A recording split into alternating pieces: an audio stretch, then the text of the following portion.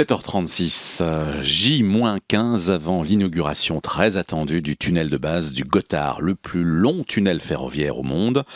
Inauguration qui intervient 17 ans après le premier dynamitage de la galerie principale.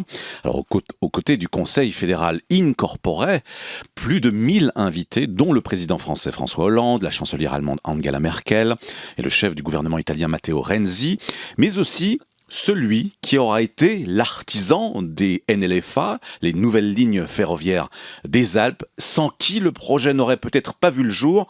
C'est vous, Adolphe Guy, bonjour. Bonjour monsieur. Vous étiez conseiller fédéral de 1988 à 2000. Merci d'être notre invité jusqu'à 8h. Adolphe Guy, chef du département donc fédéral des transports et de l'énergie, lorsque le peuple a accepté en 1992 les projets de tunnel de base du Gothard et du Lötschberg. On va bien sûr revenir sur les moments forts que vous avez vécus à l'époque, mais commençons peut-être par le présent, Adolphe Guy. On sait que l'élaboration de ces tunnels a été un véritable parcours du combattant. Première question qu'on a envie de vous poser tout naturellement, c'est qu'est-ce que vous ressentez aujourd'hui à 2 semaines de l'inauguration du Gothard ? Moi je dirais que c'est une formidable réalisation du peuple suisse qui a donné sa bénédiction à un projet qui lui a coûté 23 milliards de francs. Et naturellement, le fait que 63,6% de la population a dit oui le 27 septembre 92, je dirais formidable, un fantastique succès. Mais il faut aussi le dire, pour y arriver, ou pour en arriver là, il a fallu se battre. Faire preuve de force, de conviction et prendre son bateau de pèlerin. Il a fallu être tenace, effectivement. Les NLFA, c'est un projet, on peut le dire, qui revient de loin, Adolphe Guy. Est-ce que vous y avez toujours cru ou est-ce que vous avez eu tout de même des moments de doute ? Alors, j'ai eu des moments de doute parce que la bataille, entre guillemets, était sévère, était difficile. Et il faut aussi dire le tunnel routier du Gothard, inauguré en 1980, attirait le trafic poids lourd de toute l'Europe.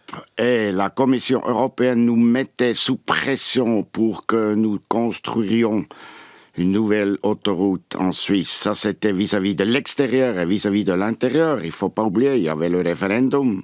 Et il fallait prendre ce bâton de pèlerin tous les jours de Chiasso à Bâle et surtout de Genève jusqu'à Romanshorn. Adolphe Guy, les tunnels associés à la montagne ont une dimension presque mythique en Suisse, associés à des légendes.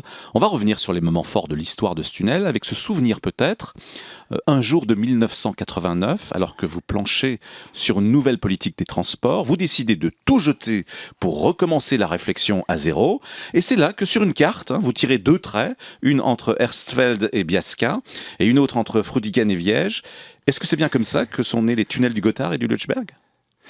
Écoutez, j'avais des papiers, j'avais des planifications, j'avais des appréciations. Depuis 60 ans, on était en train d'étudier le passage. Ça commençait chez le Conseil fédéral Spüler, ensuite venait le Conseil fédéral Bonvin, ensuite venait le Conseil fédéral Richard, ensuite avait le Conseil fédéral Schlumpf. Et M. Schlumpf disait, il faut regarder la chose dans le contexte européen. Il faut bien se rendre compte que les Italiens et les Autrichiens, ils construisent au Brenner, ils l'ont pas fait. Ouais. Et les Français et les Italiens, ils construisent au Mont-Cenis, entre Lyon et Turin. C'était pas fait. Alors, M. Schlumpf a dit, il faut pas faire construire une ligne ferroviaire à travers les Alpes, c'est pas nécessaire. Après, peut-être c'était mon tempérament qui a dit, maintenant on a fait assez d'analyse. Table rase. Il y a une porte ouverte, politiquement vu, une porte ouverte, on peut y aller, mais il faut se rendre compte que la porte se ferme assez vite, alors il faut utiliser le temps et aller très très vite.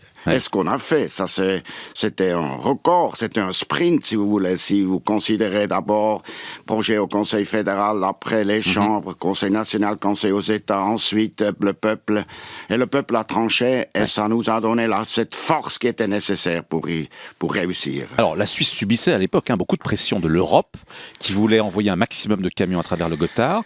Vous avez dû convaincre vos partenaires européens que construire une autoroute n'était pas la solution et qu'il fallait absolument passer par le rail. Racontez-nous comment vous y êtes pris pour les convaincre. Entre 1988 et 1993, je me suis rendu 37 fois à l'étranger pour négocier, pour leur dire à mes collègues ministres de transport que nous ne construirions pas d'autoroute, mais que nous allions faire la NLFA. Mais j'ai pas pu toucher le cœur de mes collègues. Alors, j'ai changé la tactique. J'ai dit, alors, tous les ministres de transport, ils doivent venir en Suisse.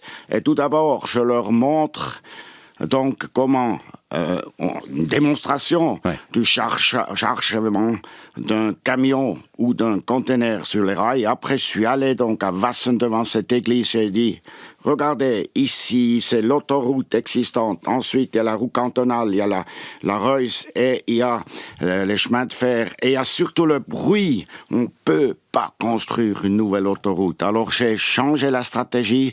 Au lieu de leur parler chez eux, je les ai invités de venir en Suisse, de voir notre nature, notre terrain, nos passages possibles pour passer les Alpes.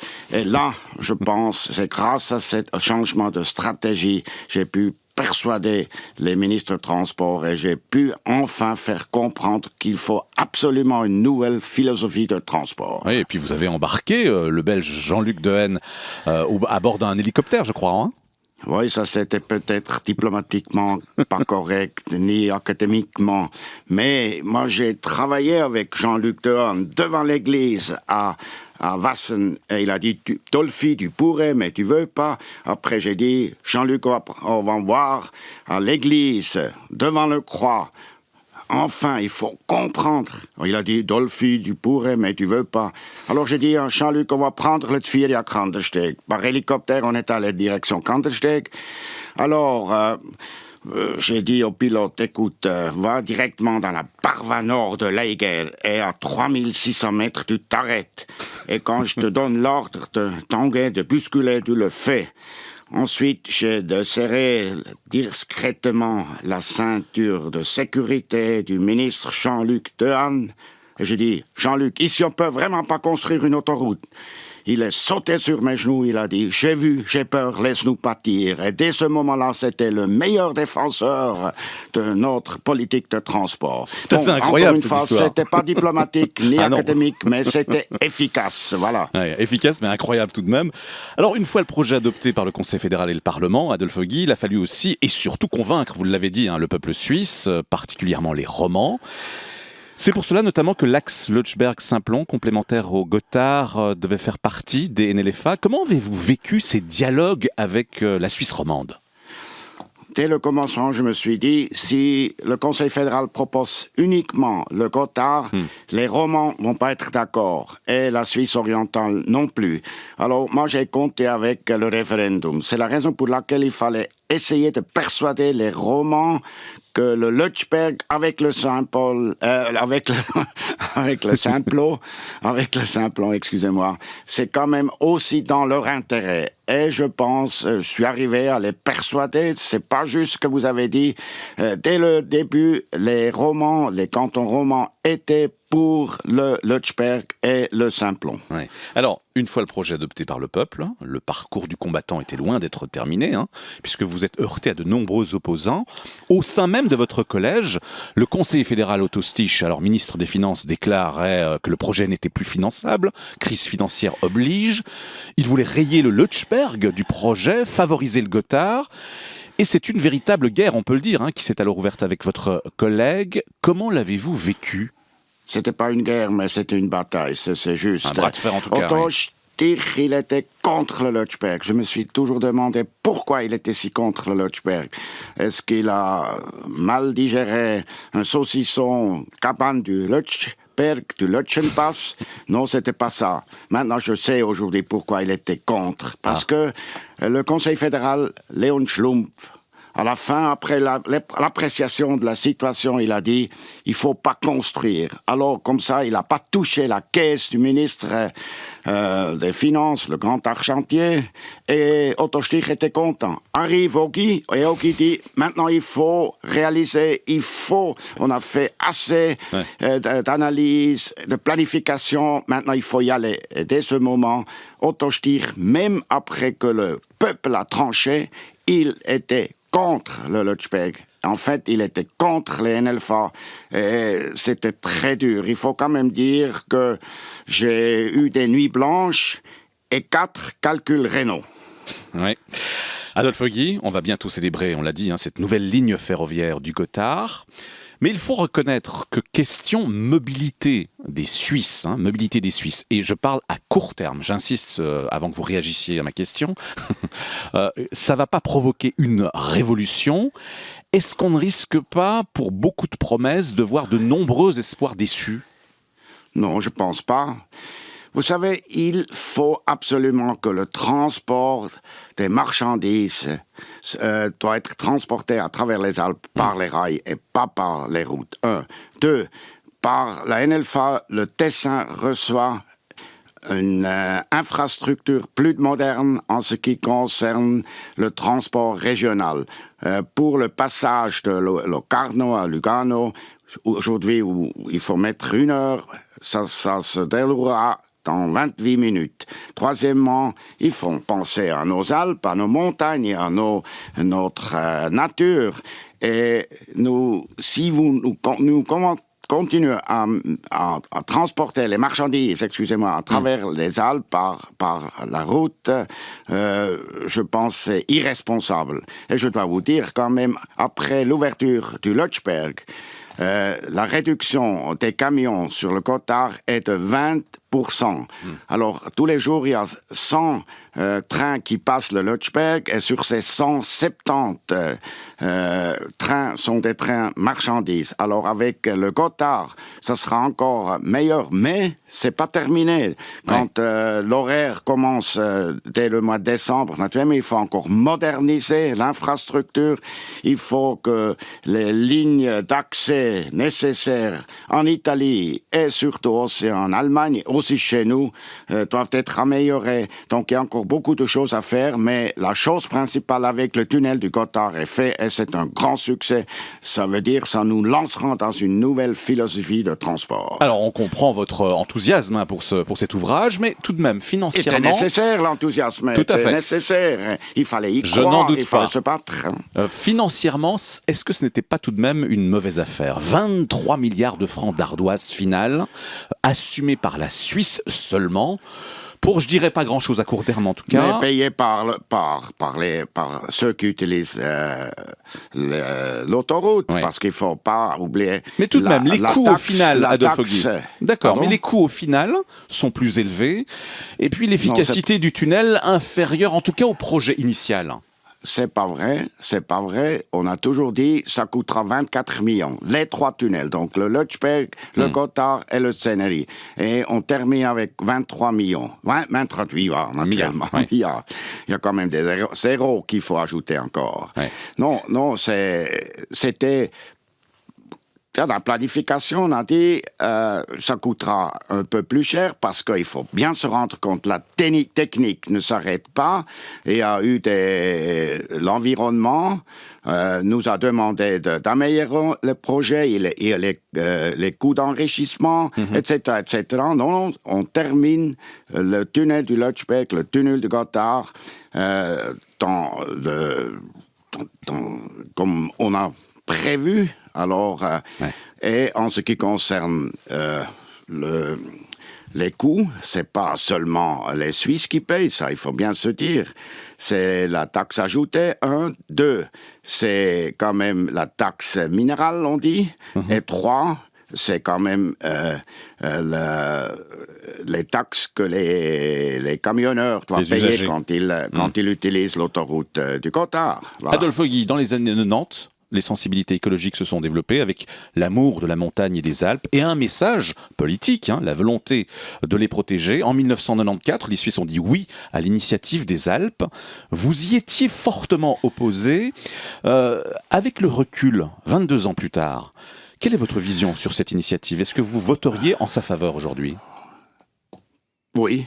Ensuite, je dois dire tout d'abord, c'était la décision du Conseil fédéral, que la majorité, que cette initiative doit être rejetée. Aujourd'hui, je dois dire, cette initiative nous a aidés de construire les NLFA. Donc, vous voteriez en sa faveur. Comment expliquez-vous le oui du peuple au deuxième tunnel routier du Gothard le 28 février dernier? Tunnel auquel l'initiative des Alpes était vivement opposée, justement. Est-ce qu'il n'y a pas un paradoxe là? Depuis 1848, on vit en paix. Les 4 cultures, les 4 langues, les 26 cantons, c'est un record mondial. Et on ne peut pas couper, par exemple, les Tessinois de notre réseau routier suisse. Et c'est la raison pour laquelle, pourquoi on vit en paix depuis 1848, parce qu'on a toujours soigné les minorités, on a toujours soigné ceux qui ne sont pas favorisés, et c'est la raison pour laquelle il fallait suivre la proposition du Conseil fédéral. Et moi, je suis très satisfait que les Tessinois, les Uranais, qui étaient contre les NLFA, ils étaient pour ce deuxième tunnel du Gothard routier. Adolphe Guy, vous qualifiez volontiers ce tunnel comme étant le chantier du siècle. Est-ce que c'est aussi, avec le recul, le chantier de votre carrière en tant que conseiller fédéral? En tout cas, c'était le dossier le plus difficile, le plus dur. Dont vous êtes le plus fier? Aujourd'hui, je peux être fier parce que si vous êtes présent dès le commencement et vous suivez tous les problèmes que vous avez dû surmonter, aujourd'hui, vous voyez le résultat. Ouais, on peut être fier, oui.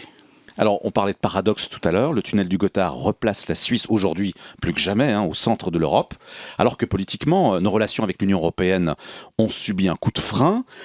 Cela rappelle d'ailleurs le oui au NLFA en septembre 1992, suivi du non à l'EE en décembre de la même année. Est-ce qu'il y a là un paradoxe typiquement helvétique, selon vous? Nous sommes capables à la fois d'ouverture quand il s'agit de transport et de fermeture quand il s'agit de libre circulation des personnes. C'est juste, votre analyse est juste. C'était une année très difficile.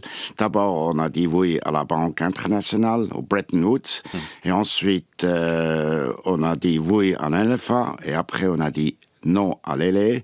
C'était quand même une année extrêmement chargée et difficile, une année qui a montré un peu la façon comment les Suisses analysent et pensent. Oui à la construction de la NLFA et non à l'EE. Mais en ce qui concerne l'espace économique européen, là, peut-être le Conseil fédéral n'a pas fait une appréciation de la situation juste. La campagne qu'il a lancée, c'était trop tard. Et on se sentait sûr, après le oui au Bretton Woods et oui à la Banque mondiale, on était sûr que le peuple suisse va suivre ce train, et ce n'était pas le cas. Mais le peuple suisse a dit oui à NLFA, et aujourd'hui on peut être très fier et très content. Adolphe Guy, vous restez avec nous, Esther Coco et Valérie Droux m'ont rejoint pour évoquer la presse. On va parler transport encore à propos d'une initiative sur laquelle le peuple se prononce le 5 juin prochain. L'initiative dite Vache à lait, qui veut que la route touche la totalité de la taxe sur les huiles minérales payées par ses usagers. Eh bien, cette initiative serait bien moins dramatique pour le budget de la Confédération que ne le disent les opposants. Oui, la guerre des chiffres, c'est un grand classique des campagnes avant une votation. Alors la Berner Zeitung vérifie ce matin les dires des opposants à Wachalet qui évaluent le coût de cette initiative à 1,5 milliard de francs pour les caisses de la Confédération. En fait, le coût serait bien moins important, relève le journal. D'abord parce que déjà aujourd'hui, la Confédération touche 100 millions de moins des revenus de la taxe sur les huiles minérales. Ensuite, parce que le futur fonds routier décidé par le Parlement va déjà coûter 400 millions de francs à la Confédération. Finalement, si le peuple dit oui, la Confédération devra compter avec 1 milliard de moins. Mais si le peuple dit non, il y aura quand même des coupes en faveur de la route, quelques 280 millions de francs. De l'argent qu'il faudra prendre ailleurs, dans la formation, l'agriculture, l'armée ou encore l'aide au développement. Adolphe Guy, la guerre entre la route et le rail dure depuis un certain temps, on peut le dire. La route reprend l'avantage aux dépens du rail, selon vous ? Oui, il faut faire attention. Moi, je partage le point de vue du Conseil fédéral. Il faut quand même faire attention. Monsieur Maurer, le nouveau grand argentier, a clairement dit si cette initiative passe, il faut faire des réductions, l'agriculture, l'armée. Et dans d'autres dossiers, c'est la raison pour laquelle je suis ici aussi la voix du Conseil fédéral et je suis contre cette initiative Wachalet. Ouais. Il n'y a pas plus d'argent pour la route et est-ce que c'est forcément la porte ouverte à plus de circulation ? C'est ce que vous craignez ? Oui, c'est une crainte, mais naturellement, il faut peut-être faire l'analyse suivante. En ce qui concerne les routes en Suisse, l'autoroute entre Genève et Lausanne, on a des problèmes. Il faut créer des priorités. Aussi entre Berne et Zurich, il y a des problèmes. Et là, il faut des améliorations. Mais pour ça, il faut pas cette initiative. Si on a la volonté de le faire, on pourra mettre l'argent à la disposition de ces constructions qui sont nécessaires. Dans le temps ce matin, le peuple est mal servi par le populisme de droite comme de gauche. Oui, c'est une opinion signée Yvette Yagui, ancienne syndic socialiste de Lausanne, qui s'appuie sur le livre du politologue socialiste François Chérix, Qui sauvera la Suisse du populisme, dont elle reprend l'analyse des dangers que le populisme fait courir à la Suisse. Principalement, la démocratie directe est un vecteur très efficace du populisme. L'initiative permet à un parti ou un groupe d'exister dans les médias, ce que l'UDC a parfaitement compris, à l'inverse du Parti socialiste, dit-elle. Parti socialiste avec ses braves textes qui semblent terriblement inopérants et peu stimulants, qui s'avèrent ravageurs pour son image. L'UDC, écrit-elle, dont le populisme reste la marque distinctive. L'UDC, parti de l'ancêtre Blocher et du perfide Roger Koppel. Que la démocratie directe fasse le lit du populisme n'est pas une fatalité, mais il faut agir vite, écrit Yvette Yagui comme François Chérix. Au lieu de se battre contre la droite, le mot d'ordre des socialistes devrait être rénover le pays. Adolphe Guy, vous qui êtes UDC, est-ce que vous considérez que trop d'initiatives tuent la démocratie ? Il faut faire attention. Les partis politiques ont commencé à faire la politique par des initiatives. Ça, je dirais, c'est pas une bonne direction, c'est pas la chose à faire, mais il faut quand même ici ajouter que l'UDC a dit qu'ils sont maintenant avec 2 sièges au Conseil fédéral, et ils vont arrêter à faire des initiatives comme ils ont fait dans le passé. Et je dirais, c'est déjà positif. Et là, il faudrait aussi dire, moi je sais que Mme Yagui n'aime pas l'UDC, alors c'est naturellement le fait qu'elle attaque l'UDC, mais il faudrait aussi attaquer ceux comme ceux de la gauche. Et eux, ils ont annoncé qu'ils voulaient, en ce qui concerne l'avenir, faire la politique avec des initiatives. Alors il faudrait tempérer un peu et il faudrait revenir à une situation plus saine. Merci beaucoup Adolphe Guy. On l'aura compris, vous saluez donc cette décision de l'UDC de ne pas trop utiliser encore les initiatives. Merci beaucoup d'avoir été notre invité ce matin en direct de notre studio de Berne. Je vous souhaite une bonne journée. À vous aussi, merci beaucoup. Merci.